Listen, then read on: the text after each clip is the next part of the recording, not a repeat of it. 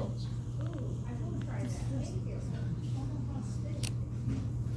That.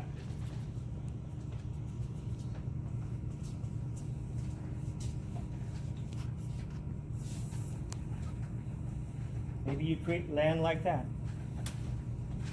Vary it up a little bit, start a little bit lower for a high sky. Maybe there's another mountain further back there. I will move this over here. It should not, you don't want it right down the center. So move this low point off to the side. This high point here of the background mountain will be fitting perfectly in the rule of thirds. This I'm going to readjust because I don't want it halfway. I want it above that halfway line, either below or above. It's up to you.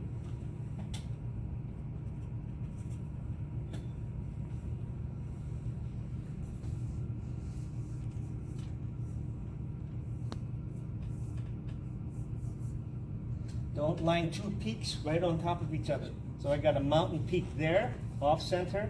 I'm going to have a lower point here, or I'm going to have this overlapping. But you don't want to have two key points right on top of each other. Shift them around. You want to balance.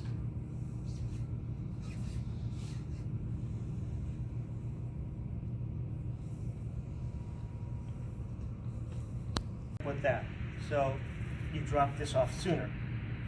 You're going to get a zigzag composition. Get it above the horizon line or below. Maybe this is water, river, or road, walking path. So when you look at a landscape, look carefully of how you can break it up, as if you were a film director.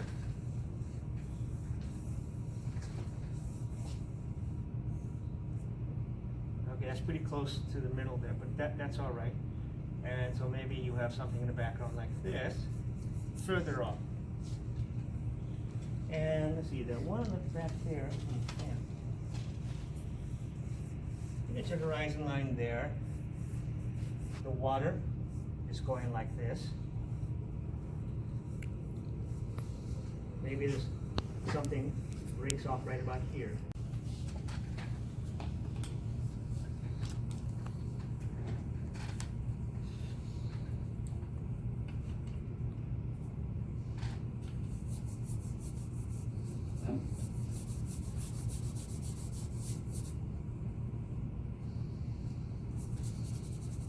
Get a bigger brush like this one. It can be a square or filbert. Especially when you're painting outdoors.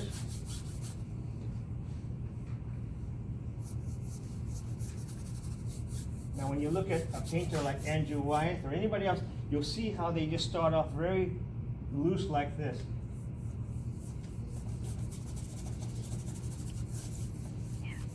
These are like watercolor washes. Basically, it is.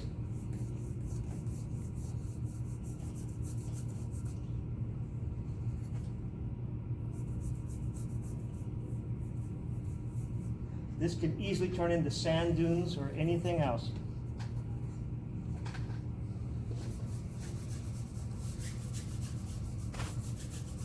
This could be a pasture or a meadow. Pasture. They're just creating a stain. Basically what they call this is the dead color stage or poster paint, where you're just blocking in the shapes that are in the composition, just like you would do a portrait.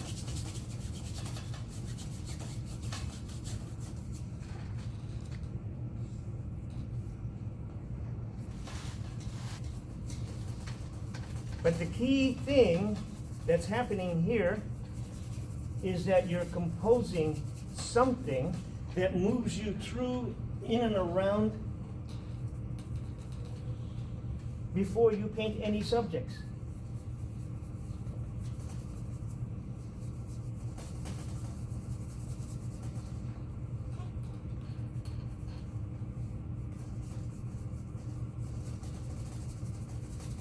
These poster studies are also a chance, besides composition, for you to get a sense of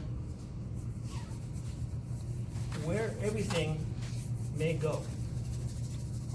Look for, if you're doing multiples like I'm doing here, are you repeating certain shapes too much?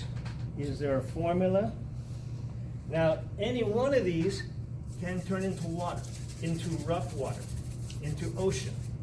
You can imagine if you're a surfer, you've seen the water like this.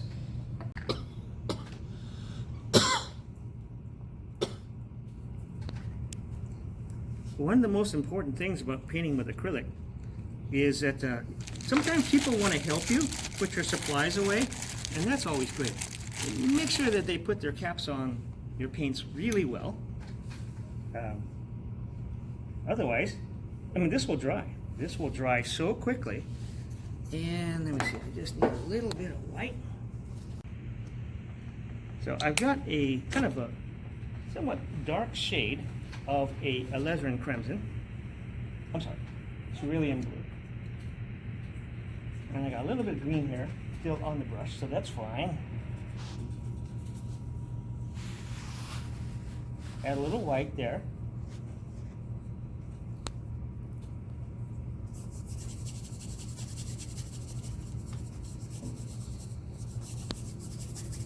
Lock it in.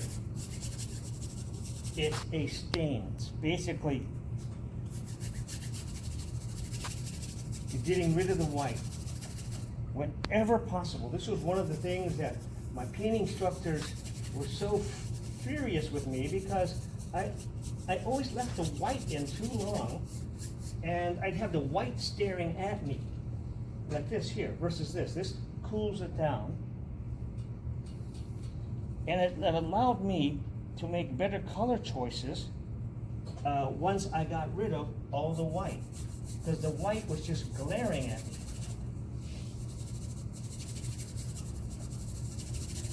Now this is basically a wet on wet technique, very, very much like a watercolor.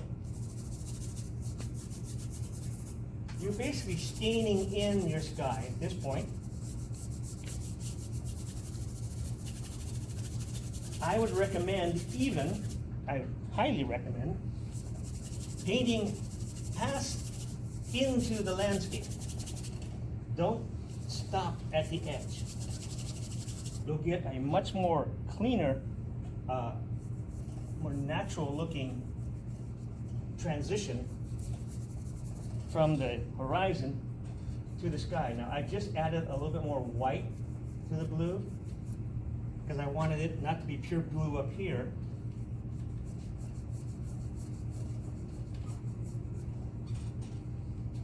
And it's blending already, right there.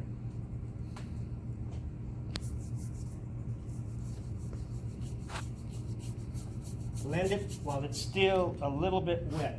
Once it's dry, those of you have found out, acrylic won't do anything once it's dry.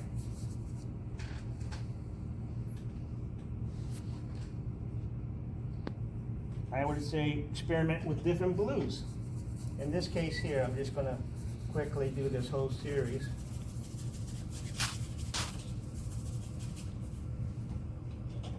You know, you don't need any fancy equipment. I'm just using, you can use a chair, a little stool, a ladder to attach your drawing board to. Just tape it up there.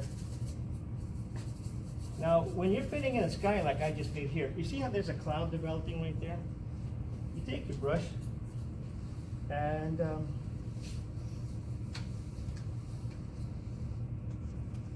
you do the initial foundation of some clouds coming over.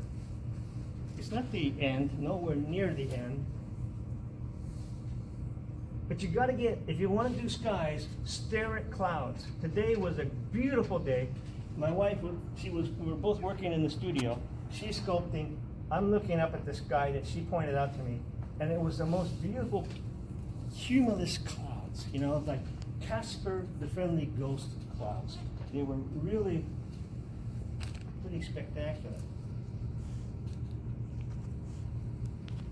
All of those clouds you see in the paintings on display there were created this way, the technique I'm showing you now. you're always thinking rule of thirds. So right here, it'd be nice to have a cloud in this area here. Not exactly where the lines cross, but in the proximity. It will make your overall composition much more interesting and balanced. So it doesn't matter if you're doing seascapes, ski scenes, this winter coming up, those of you who go skiing and hiking up in Tahoe and up in those areas, bring your watercolor kit and do this.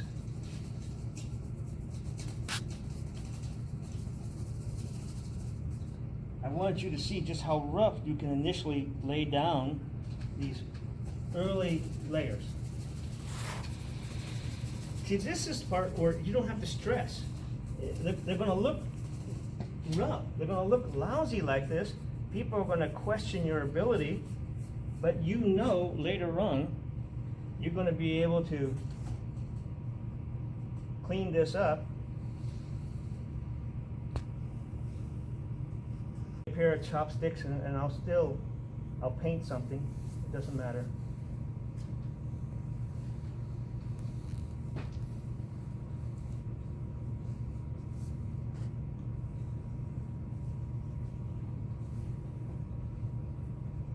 Use your imagination.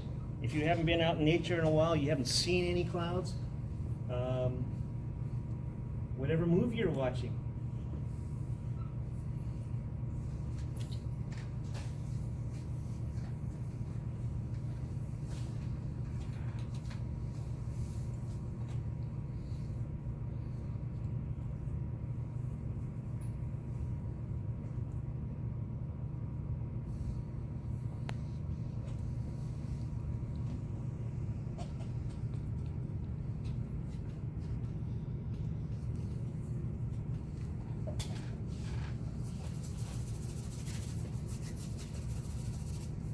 Now, the color you choose for your sky will also determine the feel of the temperature of the day or the season. The darker the blue, you might be thinking Monterey Peninsula, but when the sky is this turquoisey color, cerulean blue, you're thinking of the Southwest, Hawaiian Islands, things like that. The darker the blue, the darker the water, kind of works out that way. Now, when you're laying down the blue, see, this could be clouds right there. At all times, you're thinking both ways. I'm laying down sky, but that could be clouds. So why mess with it? Clean this up a little bit like that. Get rid of the jagged edges. I'm just barely touching it now. Just a little dry brushing. Yeah, this whole thing's gonna be clouds. Just leave it like that.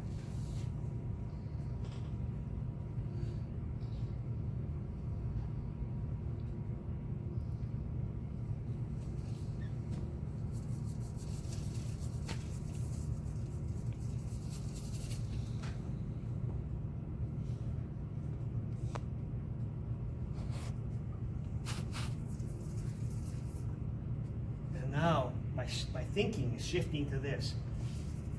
This is what you do in watercolor. You block in reverse. There's a watercolor technique where you paint in the negative space to create the positive space. So you use color to create everything in the background, even around the building or a figure, and you leave the white of the paper as the positive. So for those of you working in watercolor with Mark, I'm sure you've either done that or you will. Mark and I, we both went to the same college, so we worked with many of the same instructors. He was there a little bit later than I was, so some of the old timers had passed away by the time Mark was working there. But I can tell you this, Mark was one of the finest young painters and artists at San Jose State. He worked hard, very serious.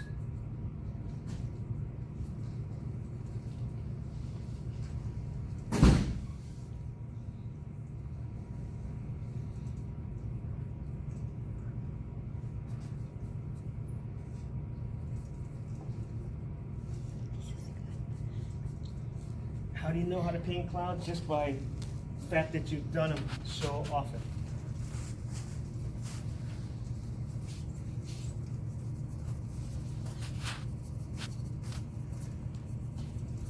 Again, this is a number 16 filbert. It has good enough spreading strength. It retains a good amount of paint. You're only going to get so much detail, as you can imagine, with a brush this floppy.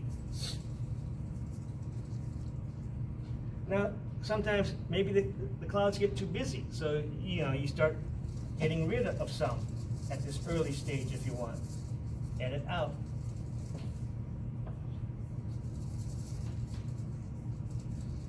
But if you've never tried this is why I wanted you to watch.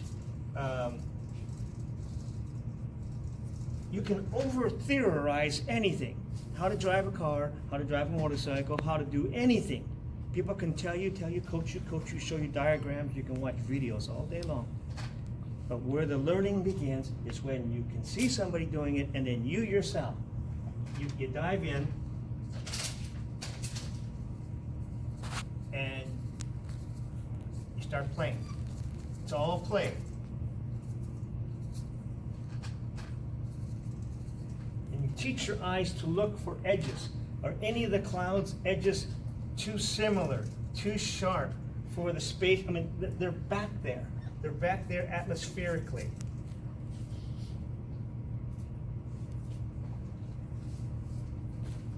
Now, normally, when I'm doing, say, a landscape like this, I would have a full range of colors.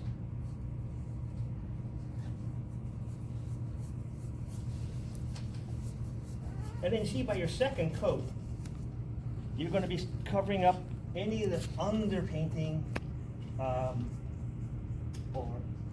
marks that you may have. I would recommend with landscape on the whole, brush horizontally rather than vertically. Something like that happens, your brush isn't clean, a little bit of blue pops out. Don't panic, just work it in. You don't want a sky that's going to be looking too much like a digital image that is just so pure. When you look at a real sky, you're going to see variations of blue hues. You're going to see some clouds that are going to be very distinctive.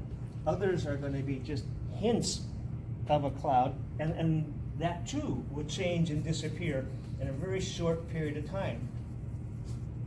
So when you get variations that look like could be clouds further back, like this, work it in. Of course, I would always recommend that you use maybe one or two brushes, clean it off very well.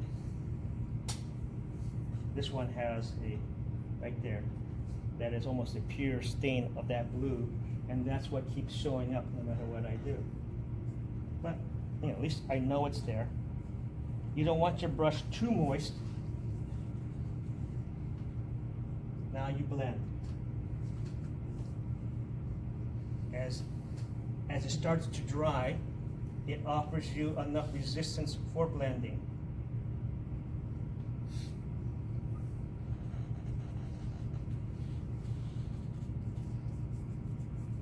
One of the biggest challenges with acrylic is knowing when the surface is blendable.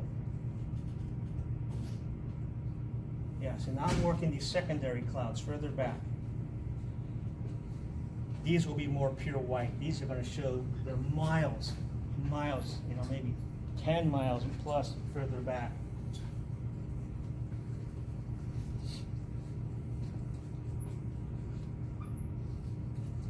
And then later on, I add details like jet trails. They'll just be like this little zipping around there.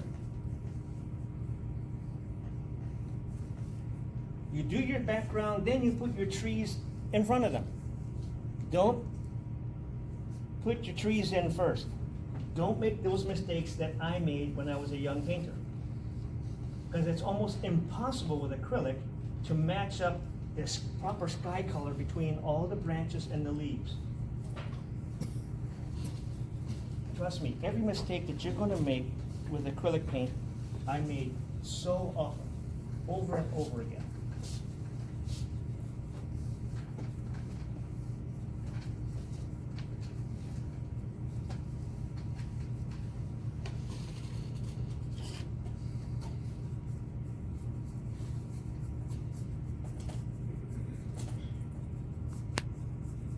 don't need any paint medium. White, I would recommend using a beige or a titanium buff. That is a nice transition coming off the horizon. What I'm using is white with a touch of green still in my brush.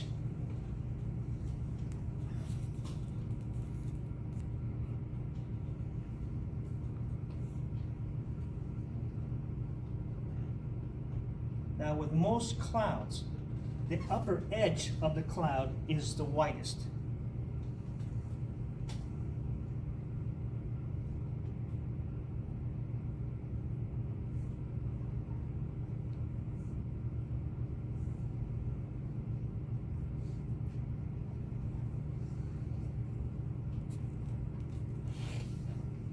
And some of them are going to disappear, so I'm going to let that sit there.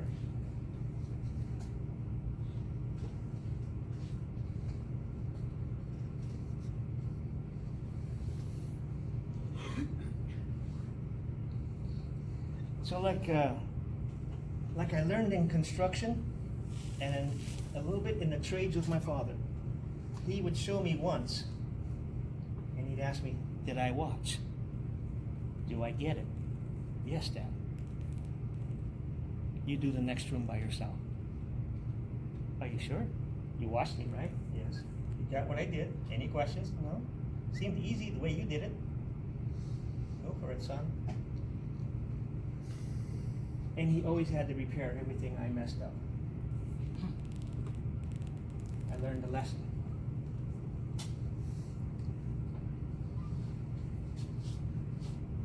What I want to show you is that you will make mistakes, but it's okay. You will learn from the mistakes. Now I'm adding a little bit of this green in with this cerulean blue and white.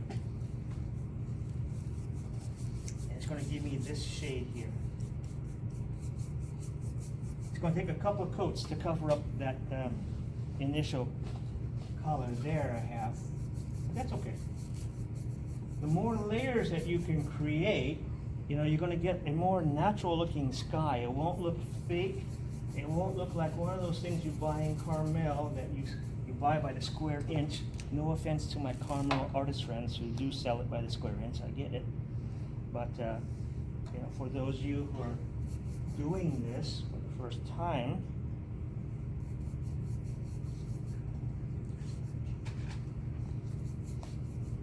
the only way I can get a nice blend is if the paint is wet.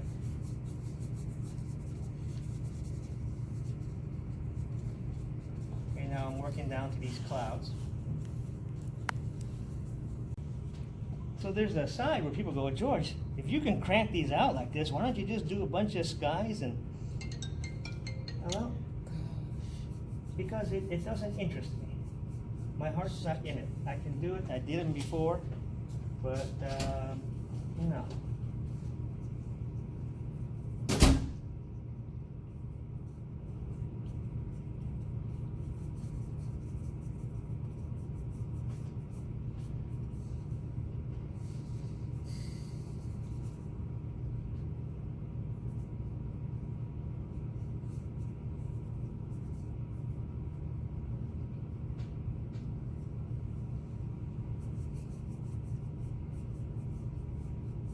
Leave some irregularities there, as I mentioned.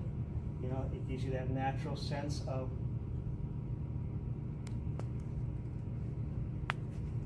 clouds. I see this all the time over Silicon Valley. These like vapor trails or like that. They just kind of run in a zigzaggy motion in the sky.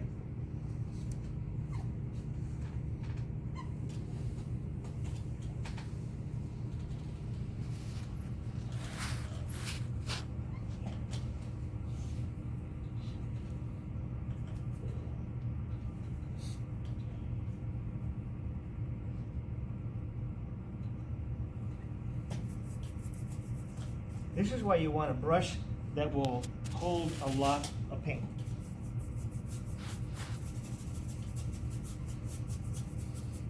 Now this is just on that really cheap canvas paper, which is, you know, not the best surface to paint on. You know, I know we all feel that way.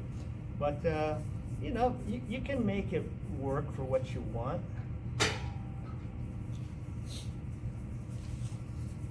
And then see images in whatever you're doing. See the abstracted aspects. I can see the clouds even before I draw them out.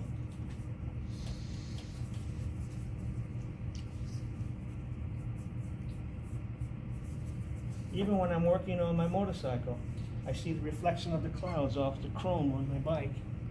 And those of you who follow me on Facebook, you see how much TLC I give my bike.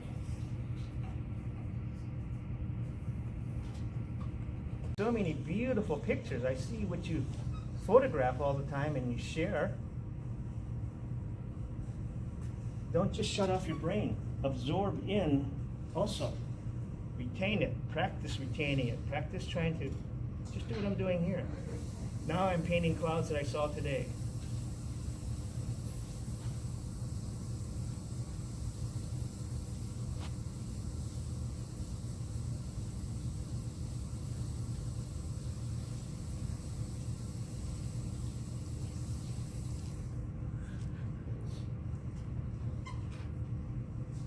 Come back to that one later. Move on to the next one.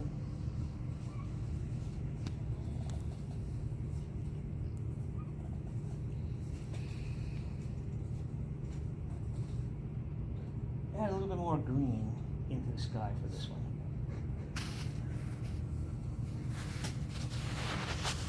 Gives me a darker blue. Experiment, even if you just have a few colors. Now that could, see, if I stop there, that could be a fog bank. And we've all seen it when you drive up 280 to San Francisco and you get past a dot of blue that snuck out on you. So when you use your palette knife, you mix up a lot of that color, just perfect. Then you dip your brush into it and the color goes on pure.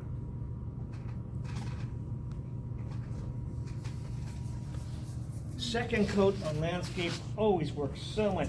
It's like the infinity sign here for the sky. I'm not going this way, you know, like I'm painting a fence or a wall. I've got these like dancing like little X's, and then now I'm sculpting in the clouds. I just dive right in. And sometimes you want the edges so ghost-like that you just wisp of the cloud that's just burning off. And other times, like right there, that's what I want. Then I'll come back later and define some of the shapes. Again, try to add a little variety. I don't want them all equal shape.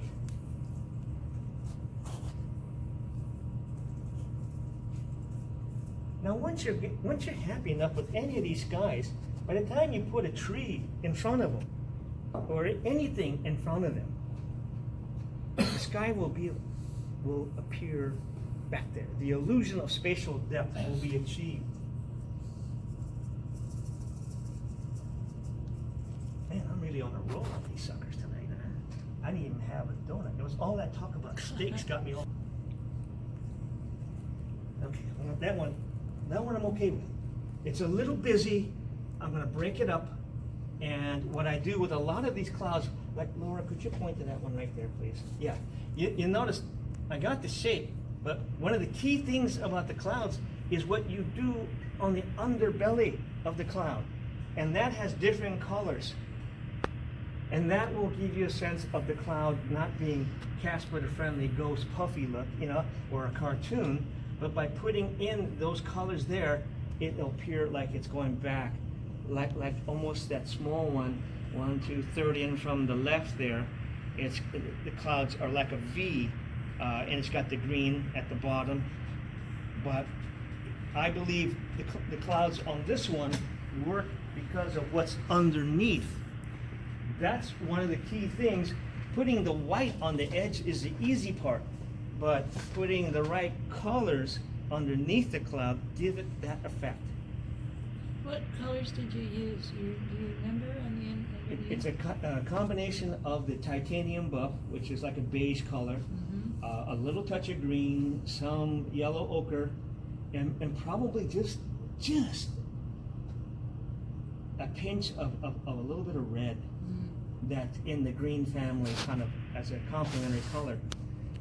But when you see that approach, then you go to the sunset next to it. You can see at the middle of the sunset, next to the orangish color, the clouds have a little bit of orange underneath them, so they look kind of realistic. But when you go further up, it's really flat looking. It has no shape, it's just one color. So shaping the color, like right here, suddenly just by putting this bright orangish yellow red, it gives the cloud an illusion of form. Otherwise, they'll go real flat on you, real fast.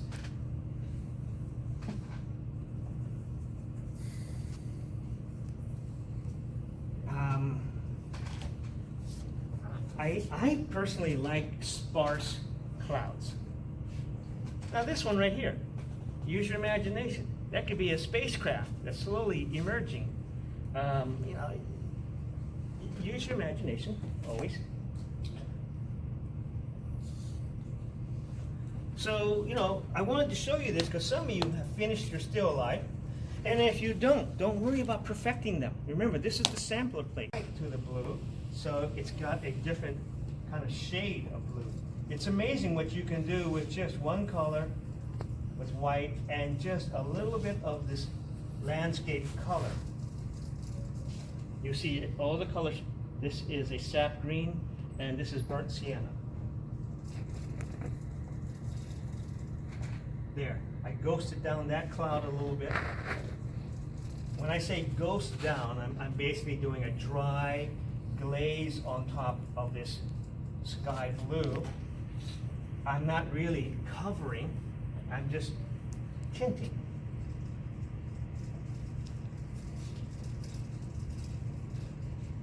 Now, when you get used to working with a big brush like this, you store up the paint back here. Here's the working part of the brush. So when you want to bring some more blue, you just press down harder and this drops down. Like that. Now some people don't like that. It catches them by surprise. But as you gain more experience and you practice handling your brushes, you'll see the different options that you'll have. It's verbally impossible to describe exactly what's going to happen. It's just that something will happen, and depending on how much pressure you put down, depending on how wet your brush is, how wet the paint is, the consistency of your brush, you're going to get a different effect, person to person. But at this stage, it's okay. You're not doing any finished work. So I kind of like this shape here for now, for my opinion. And I like how this is creating this little bridge of a cloud. Now I'm going to go in here and add to it. There's no pencil lines. There's nothing pre-drawn. I didn't think about this until I'm doing it right now for you live. So I want you to consider, you know, exploring with your paint a little bit. See what happens. If it doesn't quite work out, it's okay. You can, you know, paint it again, paint it out, like I'm doing here. I'm a little concerned about this shape here. It looks like a backwards E. It's, okay, I know what I'm going to do. I'm going to change this shape here, because I like this kind of diagonal quality. I'll diffuse that down. That would be further back.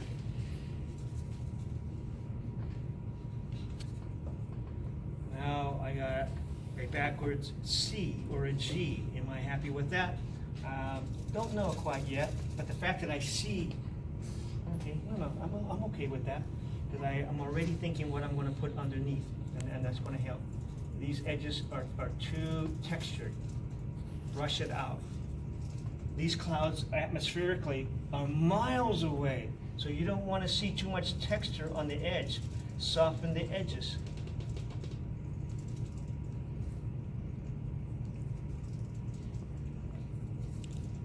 That's a little better.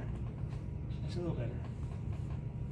I'm not saying it's great, but this is going to be water or lake or marshland. I'll have some trees here. I'll have some trees going like that over this. So sometimes when I paint something, people go, I know exactly where that is. And I feel like, where? And then they'll tell me. I learned from an artist who I have great admiration for. His name is Richard Mayhew. He's one of America's great treasures. He's got to be in his 90s now. He paints the most beautiful landscapes.